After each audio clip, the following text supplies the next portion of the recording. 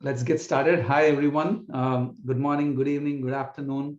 Welcome to the next episode of YugabyteDB Friday Tech Talks. My pleasure today to welcome my colleague, Sanketh Indarapu. We've worked together for a while now, both at Yugabyte and earlier at Facebook, where he was the technical lead for ZippyDB, a distributed database that powers a lot of the ads infrastructure, Facebook's ad infrastructure. So real pleasure to have him cover a topic today. So Sanketh, why don't you take over? Feel free to introduce yourself and the topic. You can jump right in. Thank you. Makes sense. Yeah. So I'll start sharing the slides right now. Sure. Right.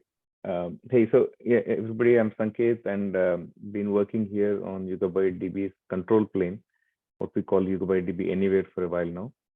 Like Kannan said, for this, I've been in the database field for a while now. This particular topic is about something that's of a lot of interest to administrators of the database. You set up your database, it's sort of one of the most important pieces of your infrastructure. You want to make sure that the traffic, network traffic is secured and you're meeting your security and compliance obligations. So that's what we're going to talk about. We'll start off with some, we'll start off with a brief introduction to this topic, because just to make sure we're all on the same page about TLS, certificates, all the terminology involved. And then we'll just talk about how YugabyteDB supports encryption in transit, or how people commonly call it TLS, though TLS is the exact name of the protocol and encryption in transit is the feature. Cool, let's get started. So, I mean, what's the basic goal of this, right? So why do we even have this whole encryption transit stuff? Ultimately, the goal is that we want to send messages across a insecure medium where somebody could snoop or tamper the messages that are being sent. The common solution to this that all of you are probably aware of is the public key cryptography. And with public key cryptography, it's a very interesting system. There's many implementations like RSA, Diffie-Hellman, but basically one of the parties has a public key that they can give out, and that public key is sufficient for the sender to encrypt a message that they're sending. Only the person with the private key, which is kept secret on the receiving side, can decrypt this message. So that's the basic flow of public key cryptography. Now, when we come to client-server communication, the same terminology is modified a little bit. The public key is normally kept in what's called a server certificate file. And you can see that there's a small example here. The server certificate file is a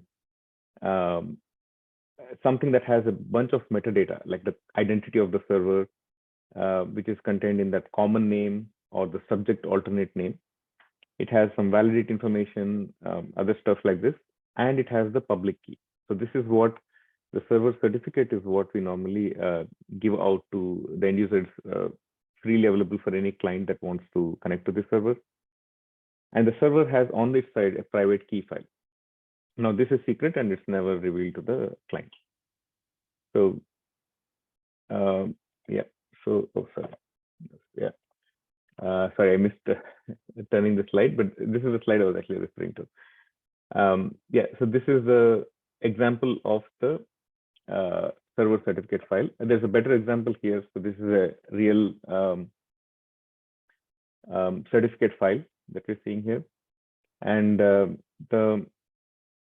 apart from what we discussed, the validity and subject, you can see the common name here, which is the identity of the server. And you can see the public key, which is actually at the bottom, and we didn't show the full public key here. Apart from this, now there is a basic question. How do we know that the server certificate itself is a valid certificate? Because it's again a piece of data that you're sort of fetching over in secure medium. So how do you know this is valid? And essentially the solution, like all things in computer science, is recursion. So there is again a certificate authority, which has its own certificate file, its own key file. That certificate authority is going to sign this server certificate. And a signature is just a way for, again, only somebody with the private key can generate a signature, and anybody with the public key can verify the validity of signature. So the certificate authority signs the server certificate. Now, again, the natural question is, how do you know the certificate authority's public key is valid? So this is solved by mostly the recursion ends because the root certificate authority, the one at the end of the chain, is normally either distributed to you already. So your operating system already has some root certificate authorities which are trusted. And that's why, so when you go to say google.com in your browser, that is signed by a chain that goes all the way back to a trusted certificate authority that exists on your operating system. So, okay, so to summarize, we learned about how public key cryptography translates to certificates and key files, and there's a chain of certificate authorities which establish the trust. This is an example of a key file. As you can see, there's no metadata in the key file, it just has the private key. Now, how does this work in a real life client server connection like TLS, right? So when the client connects to a server, the first thing the client does is fetches the server. Apart from the TCP handshake, the first thing it does is fetches the server certificate, and it can then verify that the server certificate is valid using its own certificate authority file that exists already. Once this is done, the client will generate what's called a session key. The session key is usually not public key cryptography, it's just a symmetric key, so it's sort of like XORing everything with a key. But that session key is used from here on for this session. So all traffic is then encrypted using the session key. The server alone knows the session key because it alone has the private key that could decrypt this message. And from this point on, the traffic is considered secure, basically. That's the high level. There's a lot of details we're not going to go into. But that's the high level details of the protocol itself. So if I want to make sure, Kannan, I guess, Kannan, can you see the terminal, I guess? Yes, maybe just the font size could be, if it's possible, just increase the font size on that, but I can see. Let me.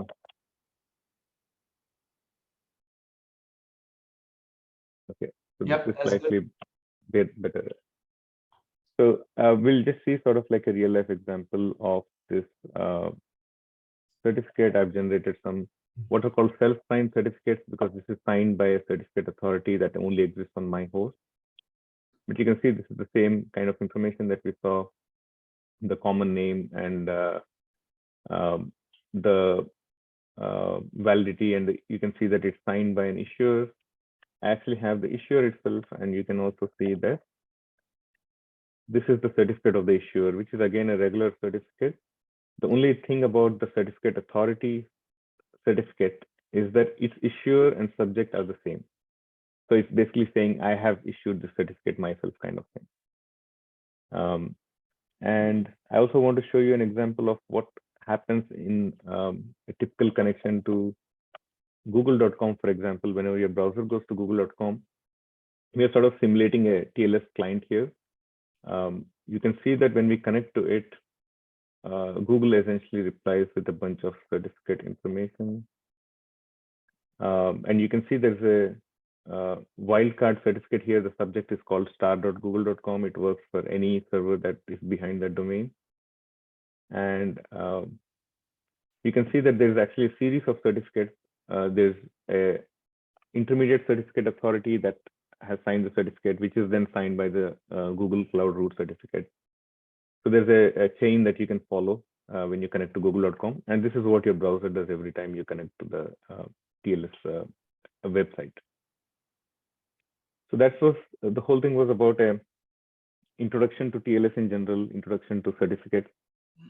So now we'll go and look at how Yugabyte supports TLS or encryption transit in general.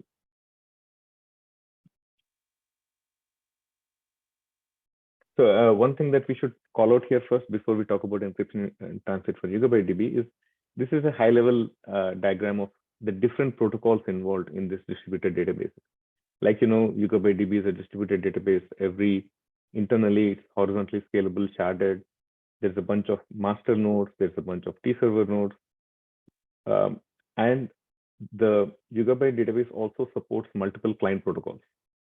So clients can connect to the CQL interface on any T-server, which runs on port 9042, and issue Cassandra query language statements, or they can connect to port 5433 on the T server node, and that allows them to talk SQL. And that's the standard Postgres compatible protocol that is exposed. Apart from this, once the query comes into a T server node, that has to be the actual execution of the query involves talking to all the other nodes, the masters, T servers, and that happens through an internal RPC protocol. So this protocol is based off protobufs and stuff, but it's a sort of custom binary protocol. But this happens internally, and no client is usually aware of this protocol.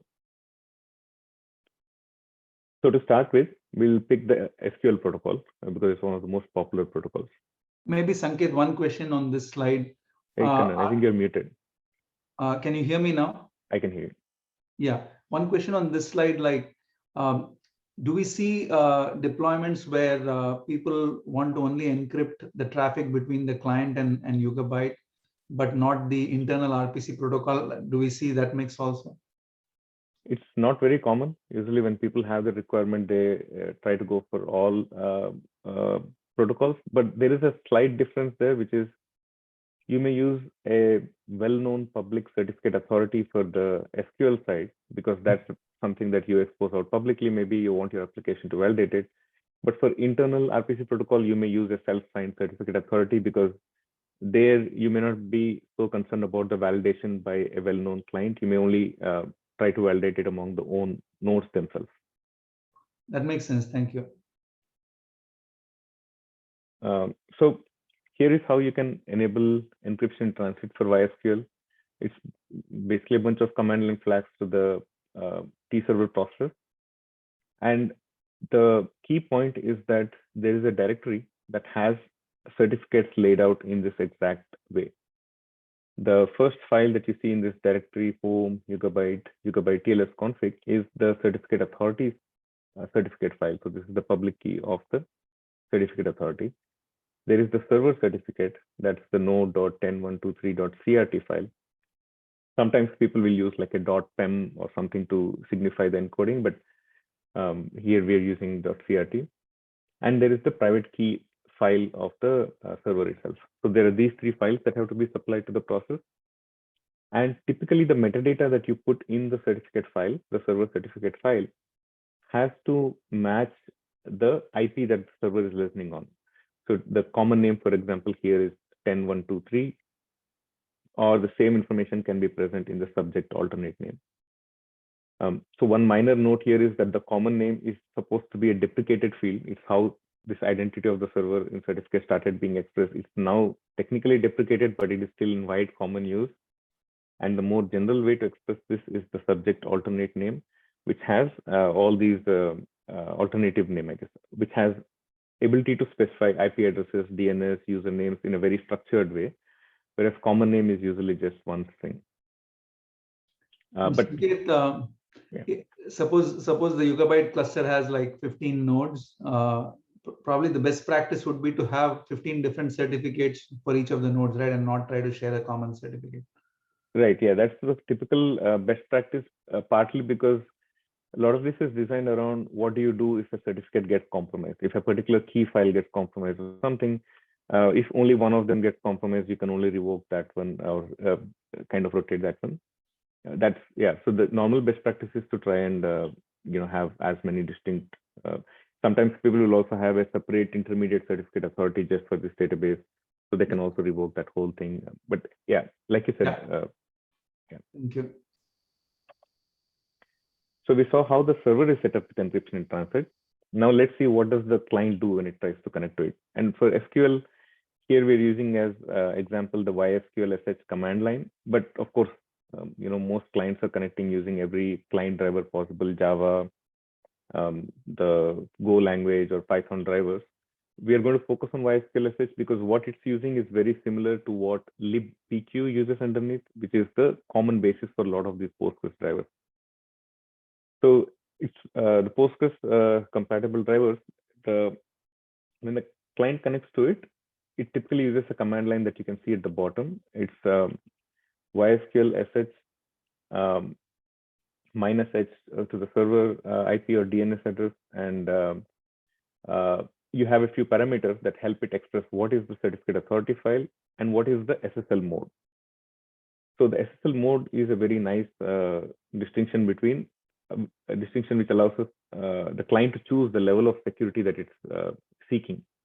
So as you can see, the client can completely disable TLS. It can say, I prefer TLS, but I'm okay if there's no TLS. It can require TLS. So you would at least want to start with require if you're connecting to a TLS-enabled server. But one level above that is the SSL mode can be set to verify CA. The client talks to the server, fetches the server certificate, and then verifies that it is signed by its own known certificate authority. And the way you have its own known certificate authority is the SSL root cert parameter. So that's giving you the certificate authority that the client uses to verify connection. Now, the highest mode of verification possible is the verify full. In this case, this client is not only going to verify the certificate authority, but it's also going to verify that the common name or the subject alternate name in the certificate file has to match its own host name parameter. So as an example, if here the certificate had 10123 and the -h parameter is 10123, the verify full validation passes. But yeah, Kannan. Yeah, maybe so that actually you're still on mute or something. I can hear you now. Maybe there's a delay after I unmute. I don't know. It seems to be taking a little bit of time. The point I was trying to maybe check with the table you're showing us on this slide on the right hand side. That's essentially the Postgres driver settings, correct? And because Yugabyte is wire protocol compatible with Postgres, we just inherit the same verbs like verify-ca and verify-full. Is that correct? That's right. Yeah, exactly. Yeah, it's a Postgres compatible driver setting. And even if you use like a standard Postgres driver, JDBC driver or something, it'll have roughly the same settings, and you should be able to connect to it with the same modes. Thank you. So one of the interesting part here is, what if a typical configuration is to put the database behind a load balancer? Especially Yugabyte is a distributed database. There's a bunch of these T-server endpoints. So you would normally put them behind a load balancer so that you connect to any of the T-servers available. Now you'll note that in verify full mode, the host name of that the client is using will be the load balancer host name, but the individual server certs, if they are set up in this way, will have the IP address of the host itself. So verify full will actually fail if you're connecting to the load balancer, but the server cert actually has its own IP.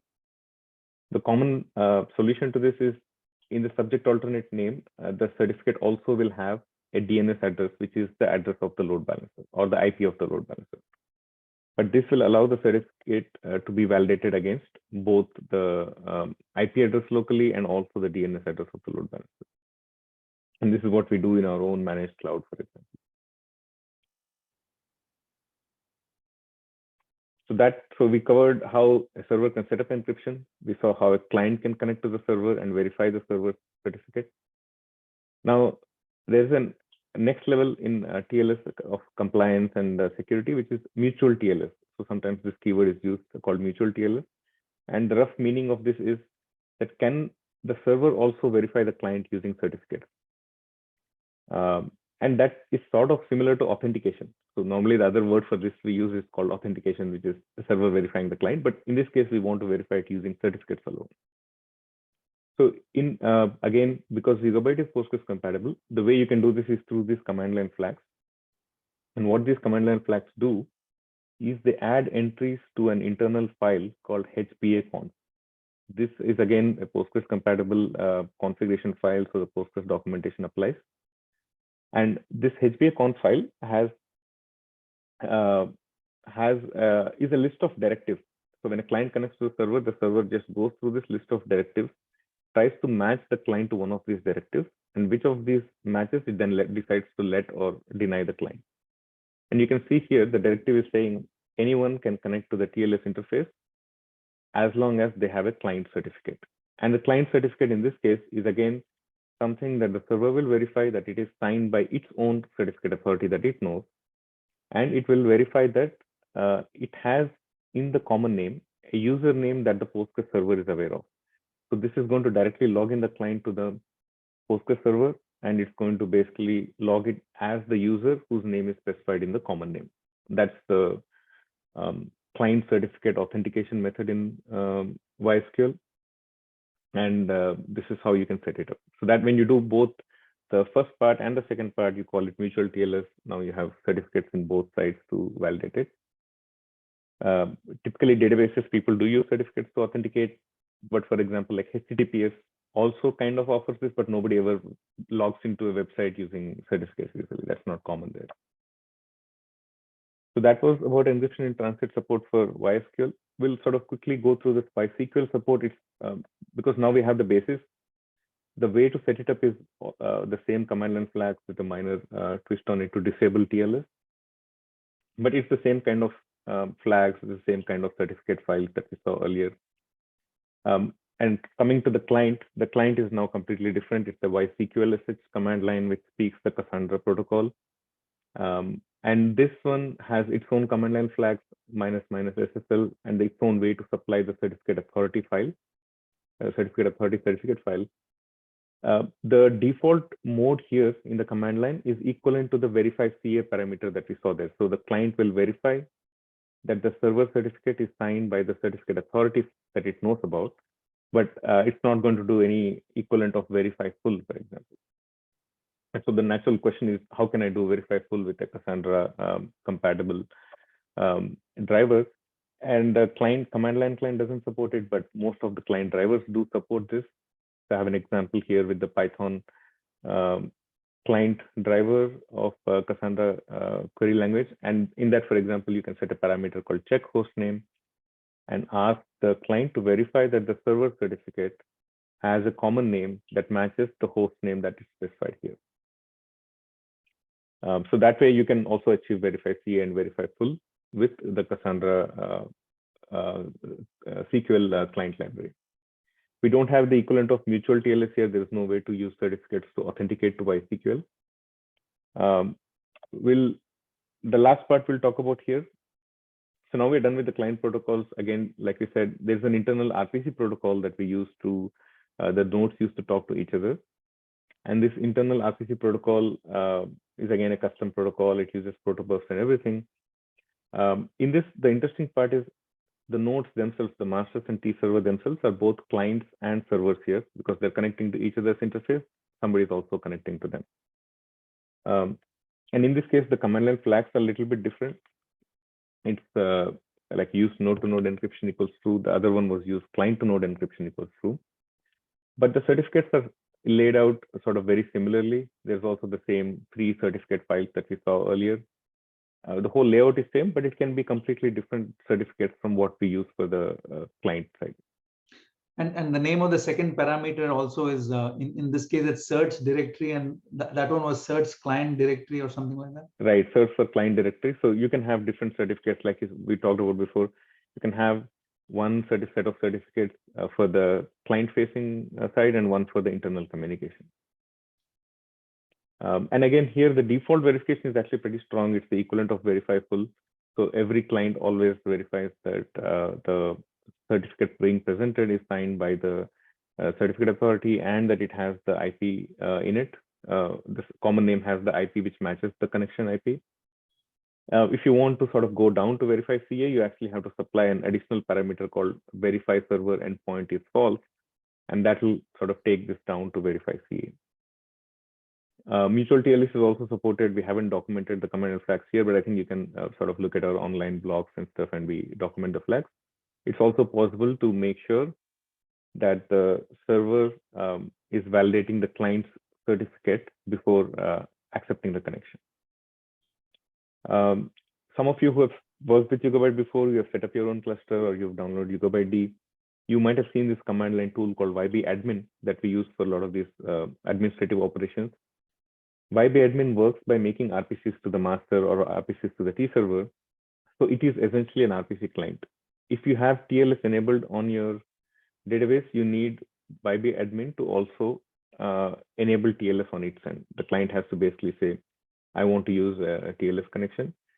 And the way you do that is just one parameter. if you specify this parameter to a directory that contains a certificate authority CRT file, YB-admin essentially turns on TLS and talks to the server using TLS.